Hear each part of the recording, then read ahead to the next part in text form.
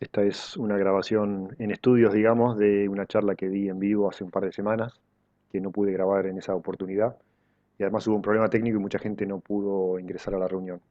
Así que acá está la repetición de esta charla sobre el proyecto de canal interoceánico en Patagonia Central en 1922, hace exactamente 100 años. En primer lugar, tengo que agradecerle mucho a Patricio Donato el dar a conocer esta historia.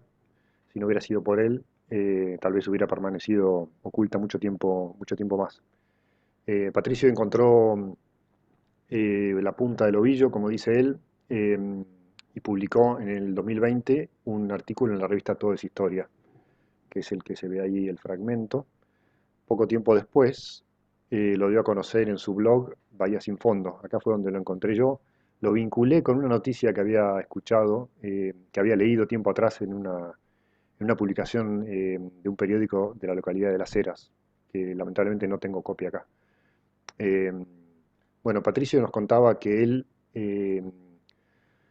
buscando otra cosa en un artículo, perdón, en un diario de francés, encuentra una mención al proyecto bioceánico, perdón, de canal interoceánico, como lo llamó su autor, Antonio Rodríguez del Busto.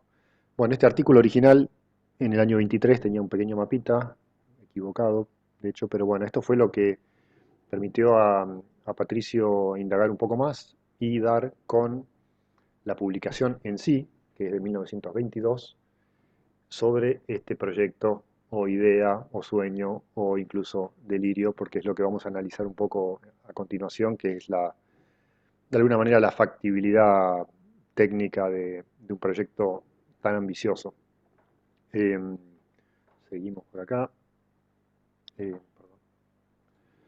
Claro, bueno, esta cuestión para poner un poco en contexto, de los canales, de los grandes canales uniendo océanos, es algo bastante antiguo, pero llegó a su punto de mayor eh, auge, digamos, a fines del siglo XIX, con la apertura del canal de Suez, y esta idea de intervenir con la mano del hombre, transformar el paisaje y, ¿cómo se diría?, mejorar las condiciones para la gran revolución económica y del comercio y demás, este, bueno, fue muy importante, pero en realidad si vamos más atrás en el tiempo también vemos antecedentes. Por ejemplo, este canal en Grecia, relativamente corto, pero profundo, eh, y se empezó en el año 67, o sea, no 1967 ni 1867, año 67 Anno Domini, digamos, donde el emperador romano Nerón dio un gran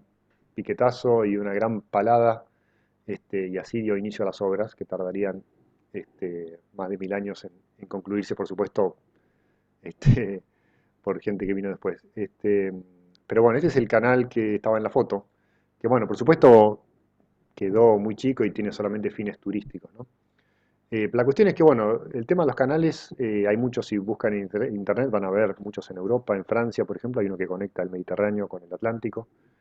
Por supuesto, en los Países Bajos, bueno, en toda Europa, hay un canal que corta la península de Dinamarca para unir el Mar del Norte con el Báltico, por ejemplo, y muchos en el sudeste asiático y también en China, donde hay unas obras muy importantes y también muy antiguas. Pero en definitiva, tal vez el más conocido, por lo menos para nosotros, es el Canal de Panamá, eh, que es del año 1914. Claro, si uno, antes de que estuviera el Canal de Panamá, o si uno no quisiera usar el Canal de Panamá, eh, la única opción es el Cabo de Hornos o el Estrecho de Magallanes. Y acá es donde entra la idea de Antonio Rodríguez del Busto, de decir, bueno, ¿no se podrá hacer un canal en el medio, en la Patagonia, eh, para ahorrarse toda la vuelta hasta el sur, digamos, hasta el Estrecho de Magallanes o el Cabo de Hornos? Y bueno, en realidad, mirando un mapa, bueno, este es el mapa del autor del proyecto que después vamos a analizar un poco más. eh, y esta es una foto que hay en el libro. Claro, digamos, se ve que el puerto de Comodoro Rivadavia estaba por tomando gran importancia a principios del siglo XX y además parecía un lugar muy lógico para iniciar el canal desde el Atlántico. ¿Por qué es eso? Bueno, porque, eh, bueno, acá están medio desordenadas las diapositivas, pero en definitiva esto es lo que explica Antonio Rodríguez del Busto, y también nos da la pauta de que en realidad, si bien estamos celebrando ahora, o celebrando, marcando el centenario de este proyecto, la idea de él es anterior, porque ya vemos acá un antecedente en 1913, donde ya se estaba comunicando con periodistas en Chile para dar a conocer su idea. Pero bueno, esto es lo que quería mostrarles. Claro, la Patagonia es un poco más angosta, justamente en el Golfo San Jorge. Fíjense ahí, hay 650 kilómetros más o menos en línea recta entre el Pacífico y el Atlántico. Y ahí se ve en el extremo sur del continente, más o menos marcado con flechas, el Estrecho de Magallanes y la vuelta por el Cabo de Hornos. Esto un poco para ponerse en contexto en el mapa. Claro, acá es lo que les quería mostrar antes, ¿no? Dice que, bueno, que a su juicio esta zona, la del lago Buenos Aires, la del Golfo San Jorge, reúne las mejores condiciones, que es un poco lo que vamos a analizar. ¿Por qué acá? Bueno, primero porque es relativamente más angosto, segundo porque está el lago más grande de la Patagonia, el lago Buenos Aires General Carrera. Ese lago tiene comunicación con el Pacífico, y este lago tuvo, a fines de la última glaciación, una conexión con el Atlántico. Este es un tema que está analizado en otras charlas anteriores que di, que están disponibles en mi página web y en YouTube. En realidad es porque el lago Buenos Aires tuvo un antiguo desagüe por el Valle del Deseado al Atlántico, que ahora vamos a ver un poco por qué eso ya no existe y qué se podría hacer para, tal vez, o por lo menos la idea del autor del proyecto, llevar eh, las aguas de alguna manera del lago Buenos Aires al Atlántico otra vez. Bueno, acá tenemos el mapa, es un mapa de relieve. Lo que ven en marrón oscuro son las grandes alturas. Lo que está en verde es casi nivel del mar. Así que vamos a ir analizándolo por partes, empezando por el Pacífico, que es lo que hizo el autor del proyecto. Vemos que el primer tramo sería el del río Baker, que desemboca en el Pacífico, y después de 180 kilómetros, digamos, siguiéndolo río arriba, llega al lago Buenos Aires, o al lago Bertrand, y de ahí al lago Buenos Aires. En definitiva, hay 200 metros desde cero en nivel del mar hasta un poquito más de 200, que es el nivel del lago Buenos Aires General Carrera. Bueno, esta parecería ser la parte más fácil. Uy, perdón, me equivoqué. Esta parecería ser la parte más fácil del proyecto. Sobre todo si vamos al Pacífico, este, vamos a ver que el río Báquer desemboca ahí como un río muy grande, con aguas relativamente calmas, que son fáciles de remontar. De hecho, esto ya se había hecho a principios del siglo XX, con el tema de la Comisión de Límites y demás. Eh, pero claro, a un tercio más o menos del recorrido ya aparecen obstáculos bastante significativos, como es el gran salto del río Báquer, y después sectores con rápidos, se podría decir, con aguas blancas. Bueno, todo esto lo sabía del Busto. Eh, y él dice, bueno, esto sí, es un obstáculo, pero se salva, como se ha hecho con otros canales, y es a través del uso de esclusas. Es decir, eh, se va como domesticando el río, se transforma en una serie de piletones interconectados, donde las esclusas permiten jugar con el nivel, como en el Canal de Panamá, por ejemplo, y de esta manera los barcos pueden ir ganando altura, este, para llegar hasta el lago Buenos Aires, y navegando tramos que vuelven tranquilos a la zona de rápidos, ¿no? Es decir, los lugares de mayor pendiente. Bueno, por supuesto, esto es una obra monumental. 200 metros es mucho más que la altura que alcanza el Canal de Panamá. Las distancias son mucho más grandes que las de la mayoría de los canales. O sea, estamos frente a una obra que no tendría comparación el día de hoy. O sea, no hay una obra hidráulica, una intervención tan grande en ríos y lagos como lo que significaría este canal, ideado hace 100 años. Bueno, hagamos de cuenta que con estas esclusas y demás llegamos al extremo occidental del lago General Carrera. Y bueno, acá esto es más fácil todavía. Una vez que estamos en el lago, simplemente se trata de navegar por el lago hasta el extremo oriental, buscando un poco el Atlántico. Pero, ¿qué pasa? En realidad no nos sirve el lago así como está, con el nivel actual. ¿Por qué? Porque llegamos hasta el extremo oriental del lago, y se termina el lago ahí, hay un gran desnivel, eh, y no hay forma de salir hacia el Atlántico. La única forma de salir hacia el Atlántico sería, bueno, o remontando, o digamos, poniendo el barco arriba de un carro, o de alguna manera elevando el nivel del lago hasta un punto tal que lo lleve a ese desagüe natural que dije yo que el lago tenía durante la última glaciación. Ese rebalse natural es justamente donde está la localidad de Perito Moreno, las nacientes del río Deseado, y es por donde circulaba un río de gran caudal hacia el Atlántico hasta hace tal vez nada más que 12.000, 14.000, 15.000 años atrás. En realidad, 11.000 años atrás. Hay trabajos geológicos con fechados bastante específicos. Bueno, la cuestión es que entonces nos quedamos con ese tema, que tenemos que subir el nivel del lago, hacer del lago como una gran esclusa también, que nos permita llegar a ese nivel. ¿Cómo se haría eso? Bueno, no hay problema, dice el autor del proyecto. Hacemos le tapamos la salida, que es el río Báquer, y esto haría que el nivel del lago suba, como ocurre con cualquier represa en un gran río. Este, que el lago suba hasta el nivel deseado, el nivel justamente que se necesita para que rebalse hacia el deseado. Acá hay unas imágenes tomadas de un trabajo geológico. La de la izquierda ni siquiera es el lago actual. El lago, como dije, tiene un poco más de 200 metros sobre el nivel del mar, su superficie. La imagen de la izquierda es de 260 metros, pero tendríamos que llegar por lo menos hasta 380 metros. Por supuesto, para alcanzar ese nivel, el lago se ensancha, digamos, duplica o más que duplica su superficie. Eh, y bueno, y esto se lograría todo en términos teóricos, casi me da como ganas de ponerle un poco de humor a esto, porque realmente es una obra sin sentido, digamos. Pero bueno, hay diques de esta altura aproximadamente, es decir, 200 metros de altura. Pero bueno, sería una obra impresionante que debería retener este volumen de agua impresionante.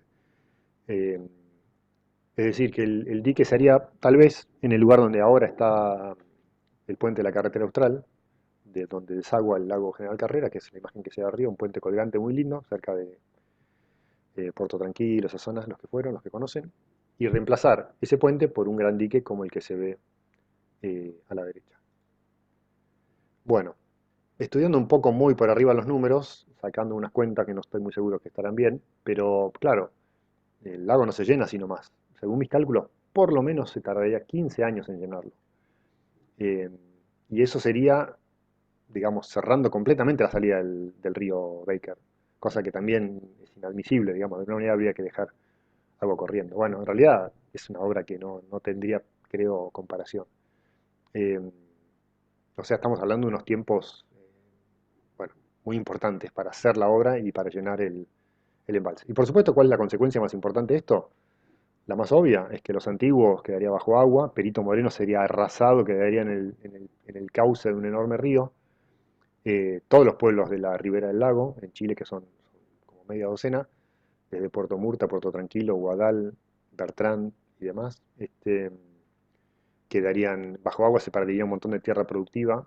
eh, por ejemplo, los deltas, que es donde están las chacras, los ríos antiguos y muchos otros en Chile.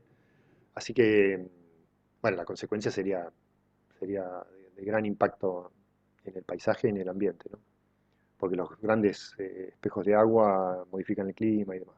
Bueno, todo esto está muy, muy vigente en el presente con las obras ya en construcción en el río Santa Cruz y hubo un gran debate muy, muy importante, muy peleado antirrepresas justamente en el Báquer, que que se ganó, digamos, por suerte. Y este tipo de obras ya no tienen, ¿cómo se diría? Bueno, es difícil generar el consenso para aprobar una obra de este tipo. Bueno, con esto llegamos al último tramo del canal, que es el más largo, y es que una vez que hipotéticamente se sube el nivel del lago y rebalsa por el río Deseado, parecería que de ahí ya está todo resuelto, pero no es así. Si ven el Deseado, es un lugar muy interesante y es un antiguo cauce de río. eh, la idea era no salir con los barcos hasta Puerto Deseado, que es mucho más lejos, sino cortar hacia Comodoro Rivadavia. En realidad, Comodoro Rivadavia, bueno, un poco al sur de Comodoro Rivadavia hay un área de muy bajo nivel que está en verde. Eso sería relativamente fácil abrir el canal. Pero en realidad salir del Valle del Deseado y conectar con esa depresión, que es la del Gran Bajo Oriental, se llama, un área petrolera, bueno, habría que hacer un corte importante. Y además el Deseado también habría que hacer obras para adaptarlo eh, y de alguna manera administrar el agua para mantener un volumen, un caudal y un nivel parejo, ¿no? O sea, no es tan simple. Este último tramo es muy largo además. Implicaría 200, justamente, 275 kilómetros, eh, con un gran movimiento de material, de suelo y demás, ¿no? Además hay que ver que esa agua no se pierda, en definitiva, bueno, una obra. Esta es la parte donde ya el autor del proyecto medio que le da menos importancia. Dice, no, bueno, se hace un canal y listo. Pero bueno, hay que decir que Rodríguez del Busto se esmeró bastante en el estudio de la zona. Eh, Se ve que consultó los mejores mapas disponibles, tenía una idea bastante acertada del relieve y de las cotas, a pesar de que nunca visitó la zona. Eh, bueno, sería muy largo tratar de interpretar eh, realmente las razones que lo motivaron a elaborar este proyecto, eh, que tuvo cierto eco, digamos, por lo menos la gente dijo que interesante, tuvo cierta difusión, pero nunca pasaría más allá de una idea. Sí, el Valle del Deseado les quería contar. Yo tuve la oportunidad de recorrerlo en varios lugares. Esto es cerca de la confluencia con el Pluma. Es efectivamente un valle eh, muy grande, un cauce de un río como si fuera el río Santa Cruz, digamos. Y también quisiera contarles que en realidad la idea de la conexión eh, con el Pacífico, no necesariamente a través de un canal, pero digamos en un momento hasta se pensó un explorador galés, Apiwan, que hizo un proyecto para aprovechamiento del Valle del Deseado, en un momento había concebido también la posibilidad de que, de que hubiera un ferrocarril que comunicara con el Pacífico. Esto fue allá en 1895, o sea, cuando todavía no estaba bien explorado el tema del Báquer, pero la idea del Deseado como una ruta hacia el interior de la Patagonia, desde la costa atlántica, eh, a baja altura y la existencia del lago hacían presumir la posibilidad de que hubiera este, condiciones favorables para una línea de ferrocarril o eventualmente un camino. Porque el Valle del Deseado, como lo ven acá, es un lugar donde todavía circula algo de agua en algunos momentos del año, hay unas lagunas, y es un gran valle de suelo plano eh, que corta la Patagonia desde, desde el mar hasta prácticamente el pie de la cordillera. Un lugar muy interesante. Sí, acá también. Y bueno, tiene como varios brazos y demás. Fíjense que, por ejemplo, esto es al sur de Pico Truncado, por la ruta 12 se cruza el Valle del Deseado. En realidad casi no se habla del río Deseado porque no es tal. Aunque como se ve acá, después de las lluvias se forma una serie de... Puede haber una corriente de agua. En general, las veces que yo fui a distintos puntos, lo que se ve son pequeñas lagunas o charcos incluso, no conectados. Pero bueno, el agua se acumula y tiende, en teoría, a correr hacia el Atlántico. Me olvidé decir que también hacia el Deseado fluyen el Fénix, sobre el cual di una charla relacionada con esta, eh, y el Pinturas, entre otros, ¿no? Pero esa agua nunca llega al Atlántico. Bueno, después de analizar todo esto, el proyecto, el librito, o sea, la publicación del proyecto, eh, llega a una conclusión bastante simplista, digamos, dice que hay que aforar todos los cursos de agua para tener una idea de los caudales disponibles y demás, lo cual es bueno, casi, casi cómico, ¿no? Porque obviamente la escala de estudios que habría que hacer es muy importante. Bueno, con esto termina el libro de Rodríguez del Busto. que aún después de su presentación, en 1922, siguió apareciendo en distintas publicaciones. Por ejemplo, esto es un diario español de Madrid, en el año 1923. eh, Seguía él todavía comentando el proyecto. Yo creo que el tipo tenía una cierta vanidad también de darse importancia, este, y bueno, le gustaba hablar de grandes cuestiones, ¿no? Esto salió en una, fíjese, año 24, en la revista Caras y Caretas de Buenos Aires. Este, lo mismo. Bueno, esto parecería una diapositiva equivocada, pero no. Un poco lo puse como referencia a que siempre ha habido grandes ideas. A veces los proyectos son locos, eh, a veces no dejan de ser un delirio. Pero bueno, también es verdad que muchas de estas ideas imposibles a veces se logran materializar cuando está la voluntad de hacerlas, ¿no? Eh, para ir cerrando también, si bien por supuesto el canal nunca vio la luz, digamos, la idea de una conexión, eh, de una integración económica y últimamente turística en esta parte de Patagonia ha tenido bastante peso en las últimas décadas. Todavía hay carteles de una idea que por lo menos yo me enteré a fines de los 90, el famoso corredor bioceánico, se publicaron mapas y demás. Y esto sería, por supuesto, de Comodoro Rivadavia, eh, por Coyhaique y a Puerto Aysén. De esa manera quedarían unidas las dos costas. Y hay que decir que, bueno, los caminos han sido mejorados, hay un cruce fronterizo integrado ahí en Balmaceda, en Chile, bueno, en la frontera por supuesto, que es uno de los pocos cruces de frontera integrados, moderno, realmente muy importante. Y ese sería el corredor bioceánico actual, pero pensado más que nada casi como integración turística, ¿no? Eh, Esa es la realidad 100 años después. Bueno, también di una charla vinculada con esta, que fue justamente la exploración de Hermann Brunswick en el río Baker en 1922, cuando el río todavía tenía zonas muy poco conocidas. Les recomiendo la charla si les interesa un poco el tema de aventuras y exploración y casi una experiencia de supervivencia la que vivió Brunswick, tomando algunas mediciones del río Baker en cuanto a su profundidad, velocidad y demás, y haciendo algunas observaciones sobre las grandes variaciones de nivel que se mantienen hasta el presente por justamente la dinámica de los glaciares en el campo de hielo norte. Y bueno, con esto se termina un poco estas dos charlas conectadas porque de alguna manera quería hacer un paralelismo entre 1922, donde Brunswick estaba explorando el Baker, y ese mismo año lo teníamos a Antonio Rodríguez del Busto recorriendo círculos europeos y del país para hablar sobre un proyecto en una zona que él nunca había conocido. Bueno, espero les haya gustado esto. Si quieren dejar preguntas, lo pueden hacer ahí en los comentarios del video en YouTube. Contáctenme si quieren por los datos que aparecen en mi página web 47 Sur. Y con esto los dejo, agradeciéndolos por estar presentes y especialmente a Melissa Quintero, quien siempre me ayuda mucho con la organización, la idea, diseño y demás. Así que muchas gracias y hasta la próxima.